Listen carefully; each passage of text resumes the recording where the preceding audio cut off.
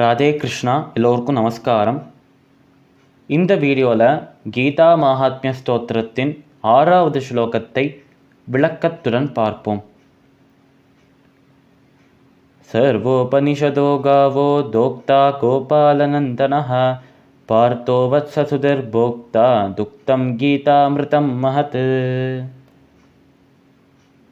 இதே ஸ்லோகத்தை தான் கீதா தியான ஸ்லோகங்கள் என்னும் பகுதியில் 4வது ஸ்லோகமாக கண்டோம்.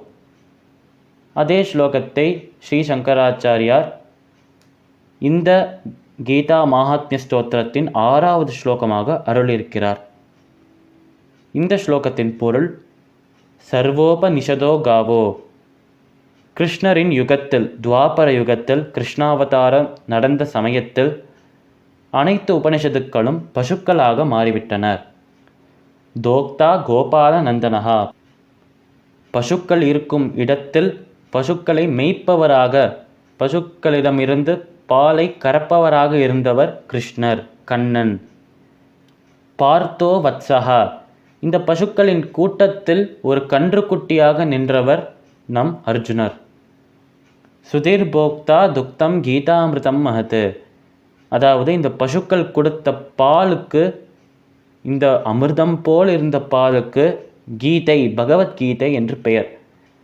அனைத்து உபனிஷத்துக்களின் சாரமாக பகவத்கீதை உள்ளது என்று கூறினோம்.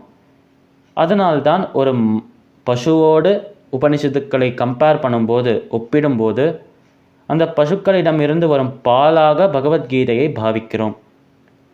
இந்த பாலை பசுக்களிடமிருந்து, அந்த உபனிஷத்துக்களிடமிருந்து நமக்கு கறந்து கொடுத்தவர், நமக்கு தன் திருமுகத்திலிருந்து தோன்ற வைத்தவர் நம் கிருஷ்ணர்.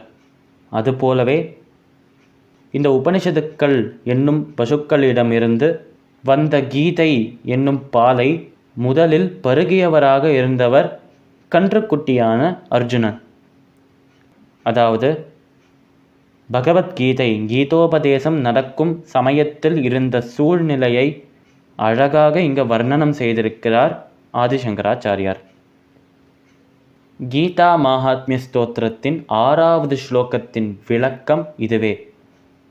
சமஸ்தலோகாஹ சுகினோ பவந்து. சர்வம் ஸ்ரீ கிருஷ்ணார்பணமஸ்து.